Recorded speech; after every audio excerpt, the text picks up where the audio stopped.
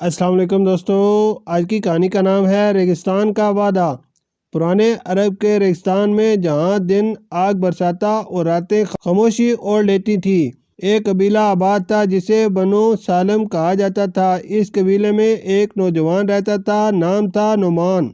वो बहादुर था, तलवार चलाना जानता था, मगर इसकी असल पहचान इसकी ईमानतदारी थी। एक दिन कबीले के सरदार ने नुमान को बुलाकर कहा, ए नुमान, ये सोने के सिक्के हैं, इन्हें दूसरे कबीले के सरदार तक पहुंचाना है। रास्ता तवील है और खतरात से भरा। नुमान ने सिक्कों की थैली थामी, आंखें झुकाई और कहा, ए सरदार, जान चली जाए तो जाए, मगर इमानत में खयानत नहीं होगी। नुमान अपने ऊँट पर रवाना हुआ।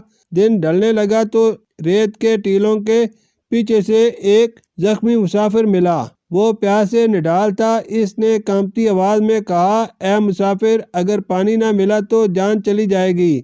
नुमान के पास पानी महदूद था, अगर वो देता तो खुद खतरे में पड़ सकता था। फिर भी उसने मशकीज़ा आगे बढ़ाया। मुसाफिर ने पानी पिया, जान में जान आई, मगर उसकी निगाह नुमान की थैली पर ठहर गई। वो मुसाफिर दरअसल एक बदनाम डाकू था। रात की तारीकी में इसने नुमान पर हमला किया, उसे बांध दिया और थैली लेकर फरार हो गया। 3 दिन बाद वो डाकू दूसरे कबीले के दरवाजे पर पहुंचा।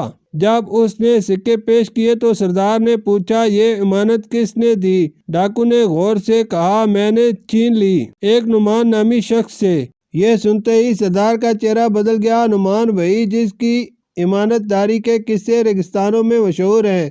सरदार ने फौरन हुक्म दिया, डाकू को कैद किया जाए और नुमान को तलाश किया जाए। नुमान को नीम मुर्दा हालत में रेत से निकाला गया। जब उसे होश आया तो उसने पहला सवाल यही किया, इमानत महफूज है? सरदार ने सिक्कों की थैली इसके सामने रख दी और कहा, ए नुमान, तुमने इमानत बचाने के लिए जान खतरे में डाली। आज तुमने साबित कर दिया कि असल दौलत सोना नहीं, किरदार होता है। सबक: पुराने अरब में दौलत, ताकत और तलवार सब कुछ नहीं समझे जाते थे, बल्कि वादा निभाना, ईमानत की हिफाजत और कमजोर की मदद इंसान की असल पहचान थी। रेगिस्तान की रेत वक्त के साथ उड़ जाती है, मगर किरदार की खुशबू सदियों तक बाकी रहती है। शुक्रिया।